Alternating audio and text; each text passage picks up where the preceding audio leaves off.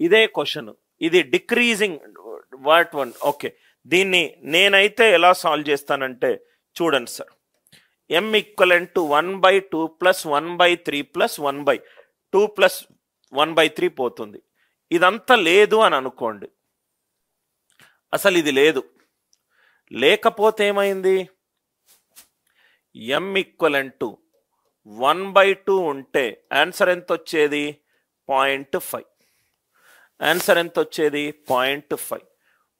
m equivalent to 1/2 plus 1/2 plus denominator value పెరిగింది కాబట్టి total value తగ్గుతుంది. ఆన్సర్ దేనికంటే తక్కువ ఉండాలి, 1.5 కంటే తక్కువ ఉండాలి. ఫస్ట్ స్టెప్ క్లియర్ అయిందా? ఏం పరిగమాలిన ఎక్స్లు వైలు రాయొద్దు. ఈ ప్లస్ ప్లస్ మొత్తం తీసేశాను. ఇది మొత్తం 1/2 ఉంటే 0.5. 1/2 ప్లస్ డినామినేటర్ వాల్యూ పెరిగితే మొత్తం వాల్యూ తగ్గుతుంది, మొత్తం వాల్యూ తగ్గుతుంది. m less than 0.5. అదే సపోజ్గా సెకండ్ దగ్గరికి వెళ్తాను, 1/2 ప్లస్ 1/3 ఉందనుకోండి, ఈ వాల్యూ ఎంత అవుతుంది 3/7 అవుతుంది. 3/7 అంటే ఎంత 0.42. కానీ క్వశ్చన్లో ఎంత ఇచ్చాడు 1/2 plus 1/3 plus denominator by denominator, denominator by denominator అంటే ఎంత ఎక్కువ ఉండాలి 0.42 కంటే ఎక్కువ ఉండాలి. అంటే m వాల్యూ ఏ రెండిటి మధ్యలో ఉండాలి 0.42 అండ్ 0.5 మధ్యలో ఉండాలి.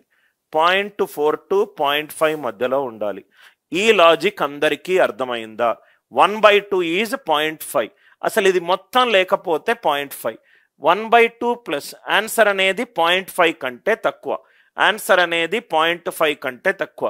Denominator by denominator 1/2 plus 1/3 plus, ఈ ప్లస్ తర్వాత లేదనుకోండి ఏమవుతుంది 3/7. 3/7 అంటే 0.42 అంటే ఆన్సర్ రైట్ 0.42 కంటే ఎక్కువ ఉండాలి, 0.5 కంటే తక్కువ ఉండాలి. ఇక్కడేమో నాకు పనికిమాలిన ఆన్సర్లు కనబడుతున్నాయి.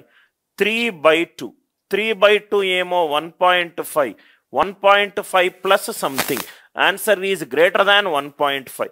0.5 కంటే తక్కువ ఉండాలి. 3/2 ఏమో 1.5, 1.5 ప్లస్ సంథింగ్. కాబట్టి సెకండ్ ఆప్షన్ థర్డ్ ఆప్షన్ చూడంగానే నేను తీసేశాను. రైట్, రూట్ 13 వాల్యూ ఎలా కనుక్కోవాలి? రూట్ 13 అనేది √9 √16 మధ్యలో ఉంది. √9 √16 మధ్యలో ఉంది. √13 అంటే √9 కంటే ఎక్కువ.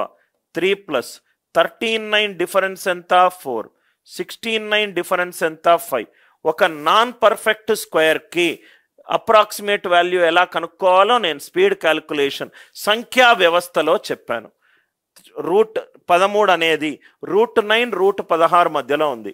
3 ప్లస్ 13 డిఫరెన్స్ ఎంత 4, 16 డిఫరెన్స్ ఎంత 7. అంటే ఇది ఎంత అవుతుంది అప్రాక్సిమేట్గా 3.55 అవుతుంది. అంటే ఇది ఎంత అవుతుంది 3.55 మైనస్ 3/2. అంటే ఇది ఎంత అవుతుంది 0.55 డివైడెడ్ బై 2 అంటే 0.27. కానీ 0.42 కంటే ఎక్కువ ఉండాలి, 0.42 కంటే ఎక్కువ ఉండాలి. బి పోయింది, సి పోయింది, డి పోయింది. Are you all with me? ఏం చెయ్యలేదు సార్, నేను ఎక్కువ మ్యాథమెటిక్స్ ఏది నేను యూజ్ చేయకుండా ఈ ప్లస్ తర్వాత లేకపోతే ఏం చేయాలి? ఇదేమీ లేదనుకోండి 1/2 ఎంత 0.5. డినామినేటర్ వాల్యూ పెరుగుతుంది, డినామినేటర్ వాల్యూ పెరిగితే న్యూమరేటర్ వాల్యూ తగ్గాలి. కాబట్టి ఆన్సర్ 0.5 కంటే తక్కువ ఉండాలి. First step clear. దాని తర్వాత సెకండ్, ఈ ప్లస్ తర్వాత ఏదీ లేదనుకోండి 1/2 ప్లస్ 1/3 డినామినేటర్ బై డినామినేటర్ అంటే న్యూమరేటర్ 3/7. డినామినేటర్ బై డినామినేటర్ అంటే ఇది న్యూమరేటర్. అంటే 3/7 అంటే 0.4 కంటే ఎక్కువ ఉండాలి, 0.42 కంటే ఎక్కువ ఉండాలి, 0.5 కంటే తక్కువ ఉండాలి. ఇదేమో 3/2 1.5, 1.5 ప్లస్ పాజిటివ్ 1.5. బి పోయింది, సి పోయింది.